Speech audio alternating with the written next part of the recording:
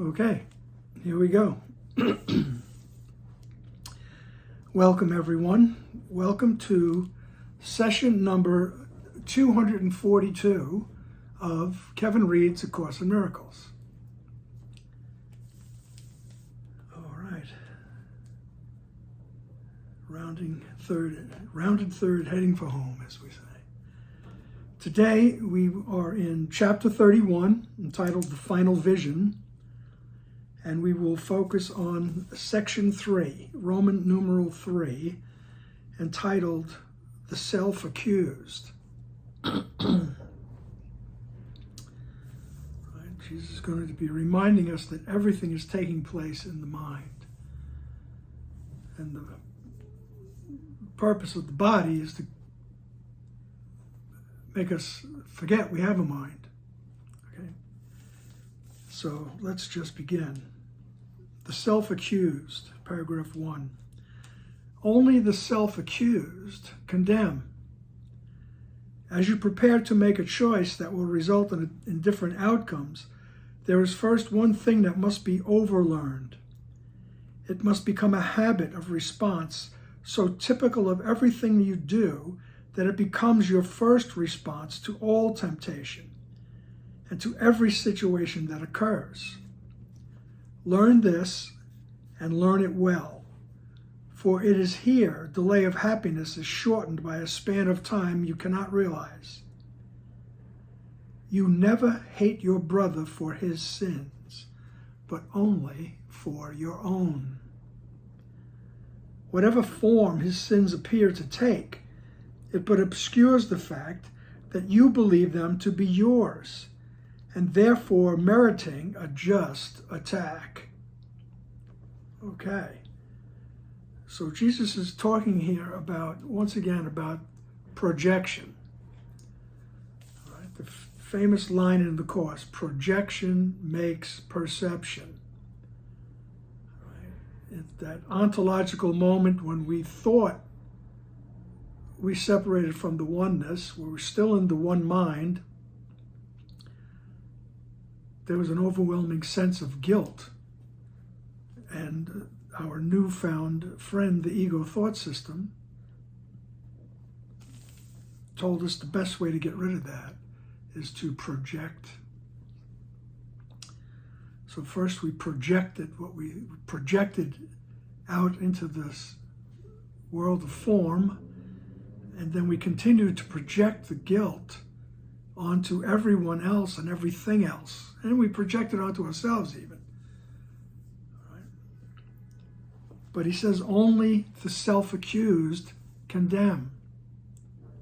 Right? And he says, and as you prepare to make the choice that will result in different outcomes, there's first one thing that must be overlearned. Once again, that word, overlearn. It just means it has to be repeated over and over until it becomes the first thing you do. It must become a habit of response so typical of everything you do that it becomes your first response to all temptation. And the temptation is just that temptation to believe in the separation, no matter what form it takes. The first response to temptation and to every situation that occurs. All right? He says, learn this, that only the self-accused condemn. He says, learn it, and it will save you time. For it is here the delay of happiness is shortened by a span of time you cannot realize.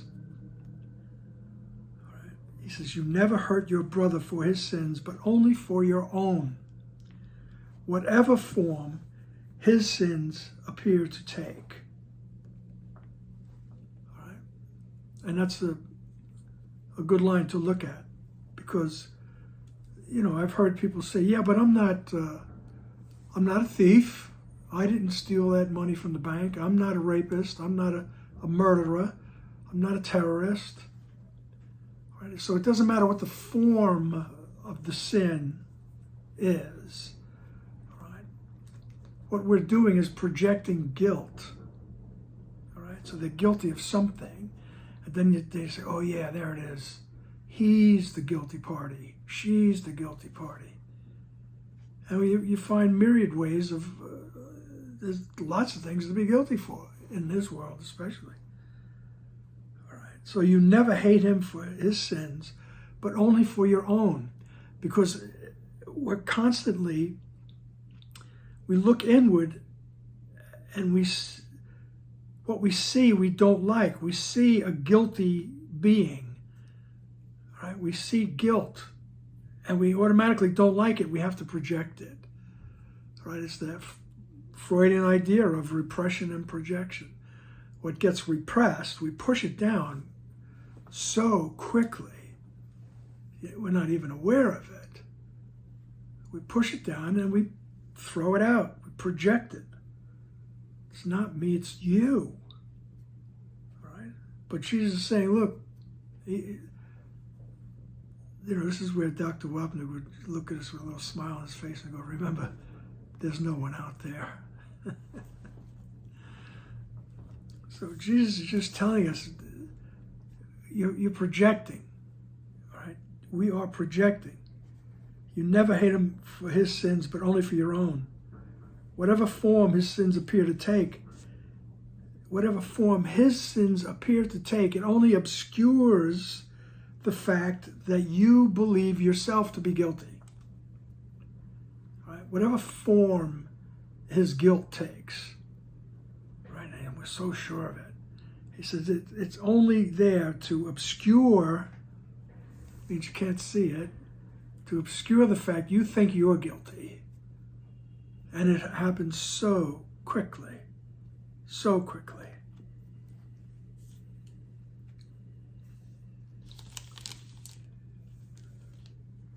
And he says it obscures the fact that you believe it to be yours, the guilt that is, and therefore it merits a just attack. Right. Paragraph 2, why should his sins be sins if you do not believe they could not be forgiven in you? Why are they real in him if you did not believe that they are your reality? And why do you attack them everywhere except that you hate yourself? Are you a sin? You answer yes whenever you attack. For by attack do you assert that you are guilty, and you must give as you deserve. And what can you deserve but what you are? If you did not believe that you deserved attack, it would never occur to you to give attack to anyone at all. Why should you? What would be the gain to you? What could be the outcome that you would want? And how could murder bring you benefit?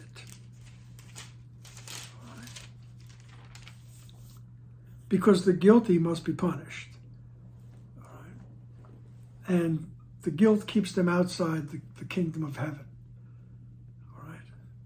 It's murderous. Okay? They're condemned to die because they're outside the kingdom of heaven. So how could murder bring you benefit? How could their guilt bring you benefit? All right? He says, why should his sins be sins if you do not believe that they could not be forgiven in you? All right? That's the original counseling from the ego thought system. Says, oh, now you did it. All right? Now you did it. You're guilty. You ruined the oneness. You ruined heaven, you killed God. All those metaphors. But the thing is, you ruined the oneness. You separated from the mind of God. You are just incredibly guilty. Right? That's what the ego encourages us to believe. Right? So that's why everybody else's sins are sins. Because we don't believe that we're innocent. Okay? I mean, just in my personal experience, growing up in the 50s, especially in the 50s, going to grammar school, 1950s,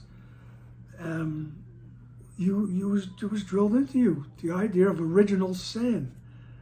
You came here with original sin.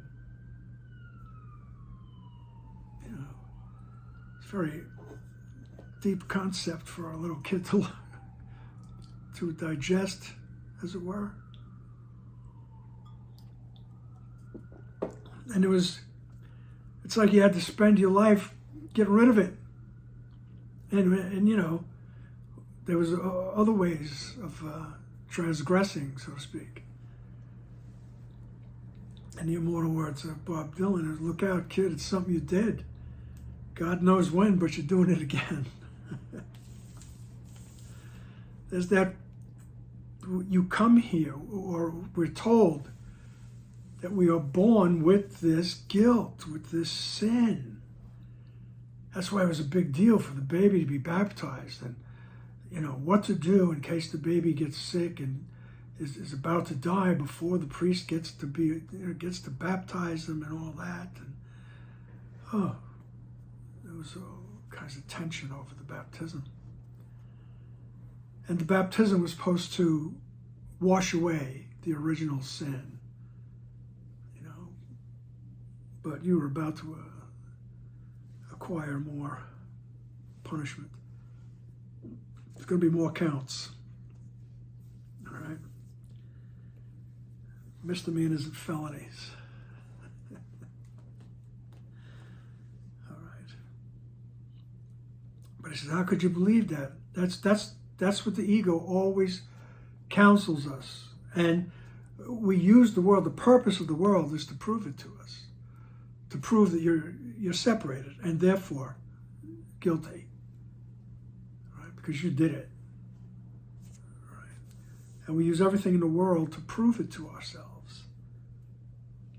Right? So why should his sins be sins if you didn't believe they could not be forgiven in you?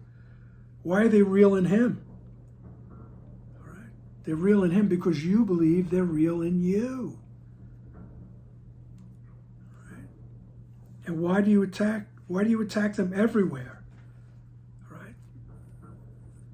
I mean, we're very vigilant about who's guilty of what. Right? He says, why would you be that way if you didn't hate yourself? We're vigilant to find out the guilty people and what they're doing wrong because there's an opportunity to try to unload the guilt. Right? He says, why do you attack them everywhere except you hate yourself? Right? He goes, are you a sin? And reading along in the text, you see that the you is italicized, specifically reminding us he's talking to that part of the mind that decides, the decision-making part of the mind. So you decide, are you a sin? Right. And he says, and you answer, yeah, whenever you attack. For by attack you assert that you are guilty and must give as you deserve. I mean, all you have to do is, I mean, you could see it everywhere, right? But these days in this country, with the things that people accuse one another of, you know, and sometimes I shudder sometimes at the possible effects of these statements, but sometimes I just have to shake my head and go, doesn't anybody realize the projection that's going on here? You know. But it's good to know when I'm doing it. It's best to realize when I'm projecting. All right?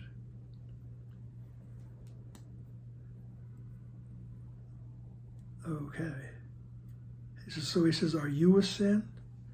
You answer yes whenever you attack. For by attack do you assert that you are guilty, and you must give as you deserve. The ego always tells you the way to get rid of the guilt is projected. So ego says, you're guilty. Remember that. So you got to get rid of it. And what can you deserve but what you are? So what could you deserve except punishment? If you did not believe that you deserved attack, it would never occur to you to give attack to anyone at all. So if you saw your own innocence, if you're aware of who you really are, all right, you could never attack anybody. So what would you have to do that for? He said, why should you? What would be the gain to you? What would you gain by doing that? He said, you wouldn't even be motivated to do that. He said, what could the outcome be that you would want? Right? And how could murder bring you benefit? Right? I mean, saying somebody else is guilty that's the death penalty, metaphysically speaking. Okay? And he says, if you realized who you really were, you wouldn't even think about doing that.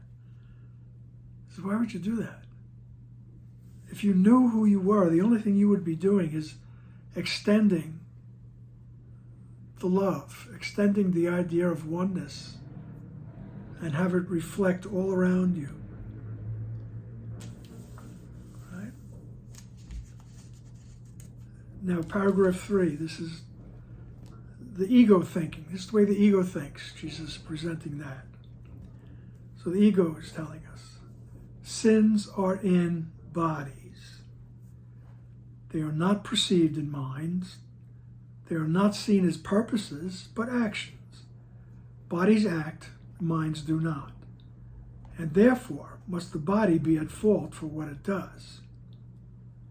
It is not seen to be a passive thing, obeying your commands and doing nothing of itself at all. So those first couple of sentences, that's the ego thinking.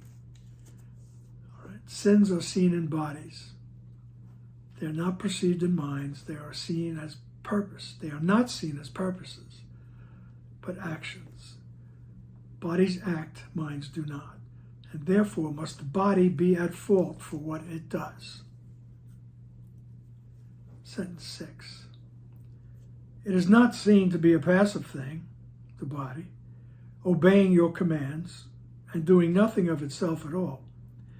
If you are sin, you are a body, for the mind acts not. And purpose must be in the body, not the mind. The body must act on its own and motivate itself. If you are sin, you lock the mind within the body, and you give its purpose to its prison house, which acts instead of it. A jailer does not follow orders, but enforces orders on the prisoner. Right? So the body becomes the jailer of who you really are. And it enforces the orders that my ego mind tells it. The ego mind tells the body how to behave, what to do. Right? And the purpose of that is to keep me out of the mind, to keep me from going, wait a second, how could that be? Who am I? Right? There must be a better way. All right.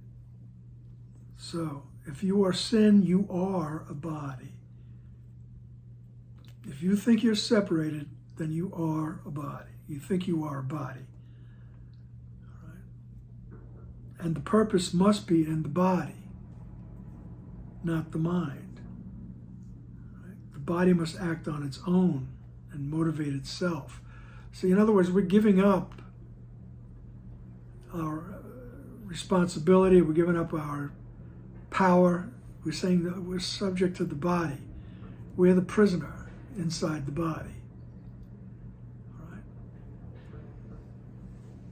jailer doesn't follow orders, but he enforces the orders on the prisoner. All right, so this jailer enforces the orders. All right. If you are sin, you lock the mind within the body, and you give its purpose to the prison house. All right, so the purpose is to solidify separation, to keep reinforcing it. And you give its purpose to the prison house, which acts instead of it, which acts instead of the mind. The prison house acts. All right. But then Jesus says in paragraph 4, yet is the body prisoner and not the mind. The body thinks no thoughts. It has no power to learn, to pardon, nor enslave. It gives no orders that the mind need serve, nor sets conditions that it must obey. It holds in prison but the willing mind that would abide in it. It sickens at the bidding of the mind that would become its prisoner. It grows old and dies because the mind is sick within itself. Learning is all that causes change. And so the body, where no learning can occur, could never change unless the mind prefer the body change in its appearance to suit the purpose given by the mind. For mind can learn, and there is all change made. All right. This is, we like to think it's not my fault, it's my body. Right? But he says, no, the body is the prisoner. He says, your mind tells your body what to do. Right? And that's what we need to learn. Right? We need to learn that everything is taking place in the mind.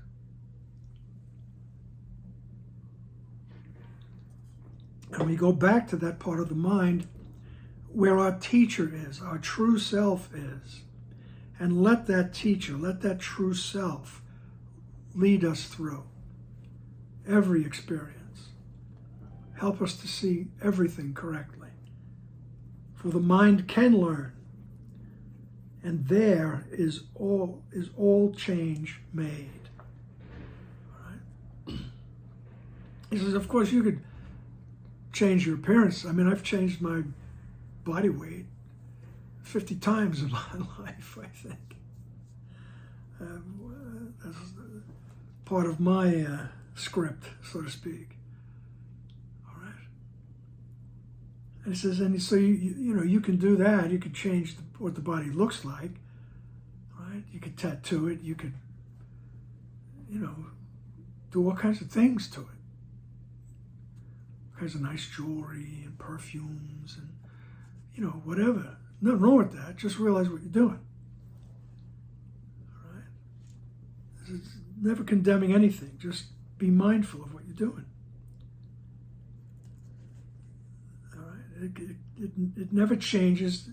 The mind preferred the body change in its appearance, unless the mind prefer the body change in its preference to suit the purpose given by the mind.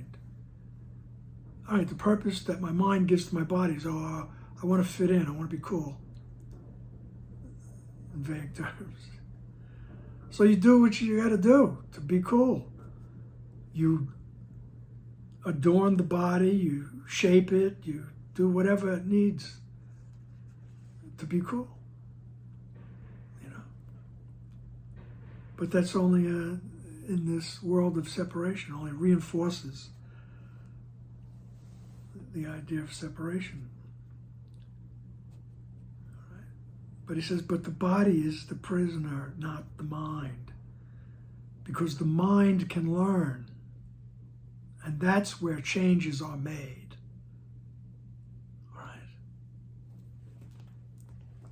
And that's the main change. I want to change the way I see everything. So whatever situation is in front of you, we can go to the mind. And he says that's what he's talking about. This has to become second nature to you. It has to become what you do. First thing is that we go to that place in the mind. We let our true self give us the right perception, the right interpretation of what's going on. And he tells us, he says, look, I know it takes practice. All right? It must become a habit of response. So typical of everything you do that it becomes your first response. All right? So we practice. And the way we practice is the way we always say. You notice, oh, I'm projecting guilt onto that, whatever, or that person or that thing. And I don't want to do that anymore. I would like to see correctly. I'm willing to see past what my ego says I'm seeing. And that's the practice, is to do that with everything in every situation. Because the mind can learn, and that's where everything can be changed. That's where our perception of the world changes. As Jesus says, seek not to change the world.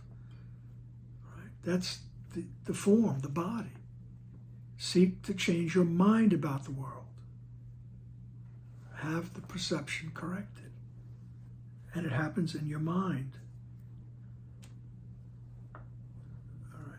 And then he reiterates again here in paragraph 5. He goes, the mind that thinks it is a sin has but one purpose, that the body be the source of sin, to keep it in the prison house it chose, and guards and holds itself at bay, a sleeping prisoner to the snarling dogs of hate and evil, sickness and attack, of pain and age, and of grief and suffering. Here are the thoughts of sacrifice preserved, for here guilt rules, and orders that the world be like itself, a place where nothing can find mercy, nor survive the ravages of fear, except in murder and in death. For here are you made sin, and sin cannot abide the joyous and the free, for they are enemies which sin must kill. In death is sin preserved, and those who think they are a sin must die for what they think they are. So the mind that thinks it is a sin has but one purpose. Right? That I'm not responsible, my body is responsible. Right? That the body be the source of sin. To keep it in a prison house it chose. Right? So my body is the source of sin, and I projected everybody else's body is the source of sin, whatever they're doing.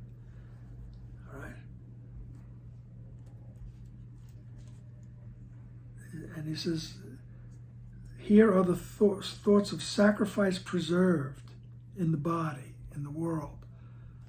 Right? He says, nothing can find mercy. All right? There's no mercy. All right? For here are you made sin, and sin cannot abide. Sin cannot abide the joyous and the free. Right? For they are enemies which sin must kill. I mean, throughout history, the people that spoke and taught about joy and freedom and truth, they get destroyed. That's the. We have some historical references, but you notice there's a tendency to tear down people that are speaking truth. one way or the other, ridicule them or chase them away or whatever. Right?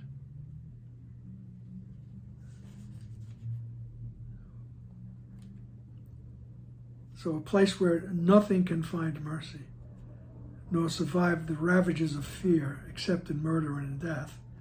For here are you made sin, right? In the body, in the world of form, you are made sin, and sin cannot abide the joyous and the free. In death is sin preserved. Right? So we have there's a lot of rituals and cult around death.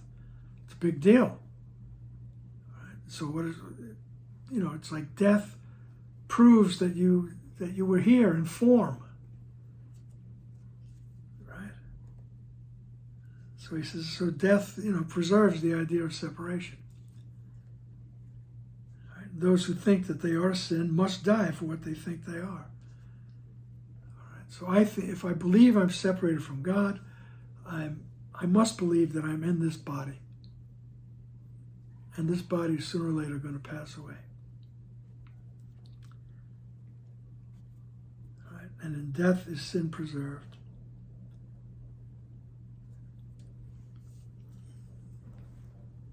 Everything is taking place in the mind. All right. So paragraph 6.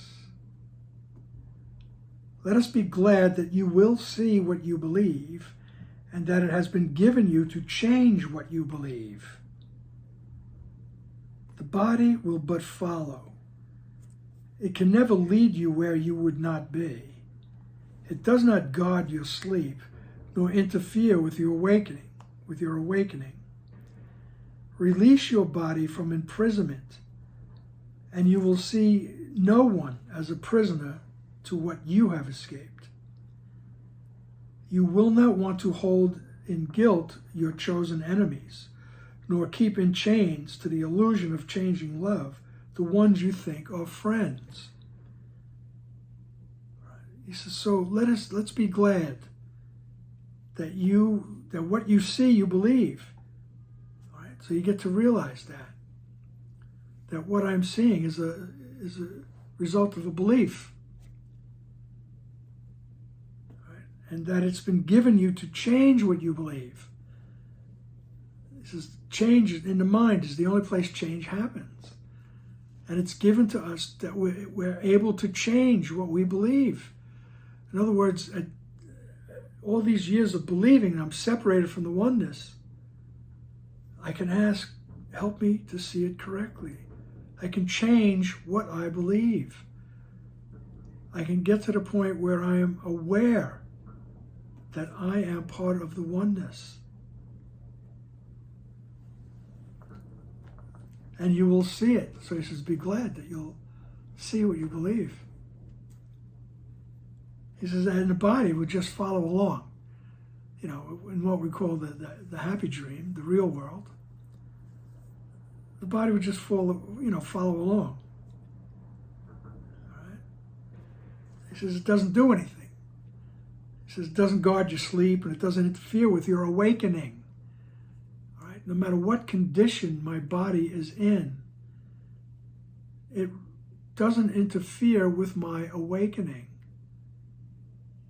Because I can go past the body to the mind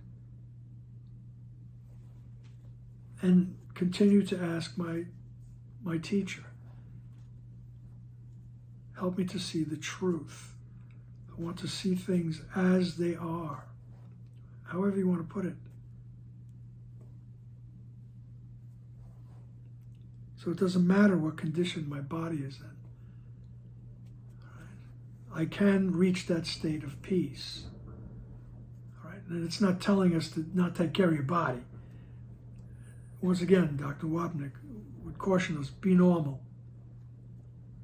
Be good to your body. Take care of it.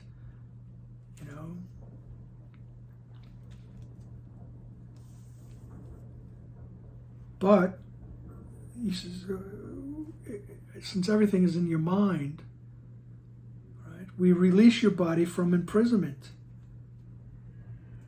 Right? That the body is not the end-all and be-all. It's not really who you are. Right? Who you are is ultimately this thought in the mind of God. This thought in the mind of the original Creator. And it's aware of its oneness and its glory. And he says, and you will see no one as a prisoner to what you have escaped. So you'll be able to see past everybody's form. Right? And you will not want to hold in guilt your chosen enemies. Right? You'll no longer want to see anybody guilty. He says, what good does it do you? It doesn't do you any good, and you realize it's just ridiculous. And you won't want to keep in chains to the illusion of changing love the ones you think are friends. You know, it's the idea of friendship, right? The illusions of changing love. Right? Sometimes they're good, sometimes they're not. Sometimes I like them, sometimes I hate them. Right? Okay, we got a little music going down the street. So he says, you won't want to hold anyone. He says, you won't want to make anybody guilty. Once you have changed your mind. All right. And he says, and remember that the mind is the only place where change happens, really.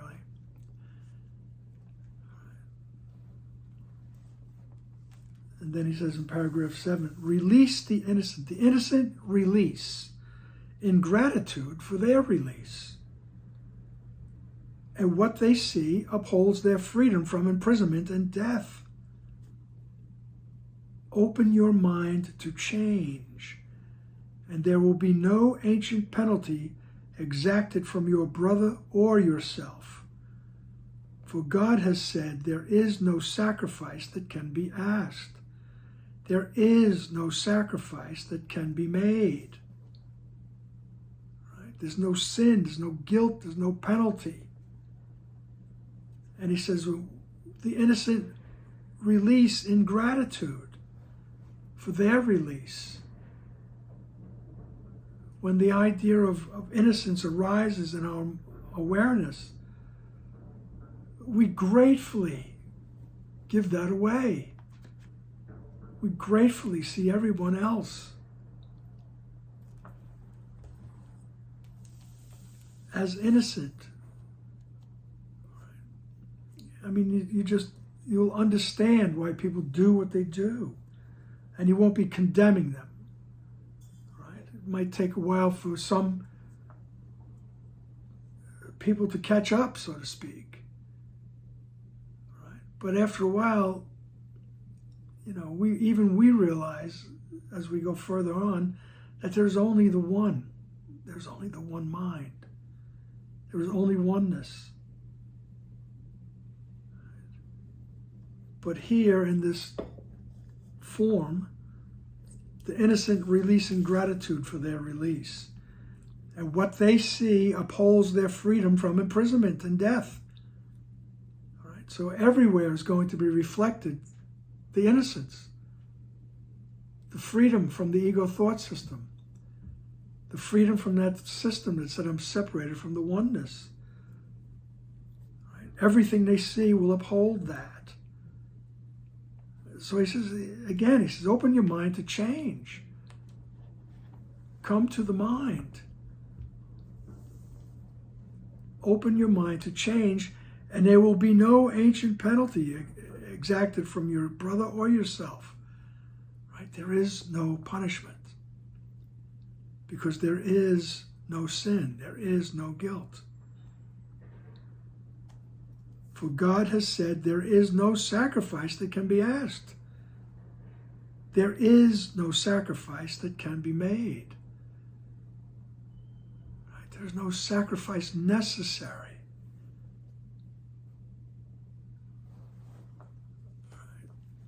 Because you are the way you were created.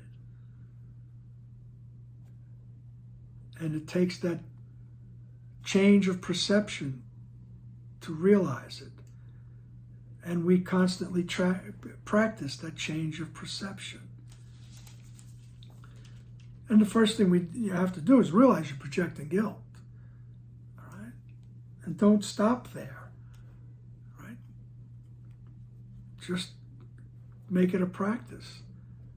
All right? If you want to feel better, you'll say, help me to see correctly. And then you'll release everyone in gratitude for the awareness that you have. Because only the self-accused condemn. So I want to come to know myself. Because in reality, I am not guilty. My reality is innocence. Right? Only the self-accused condemn. All righty then.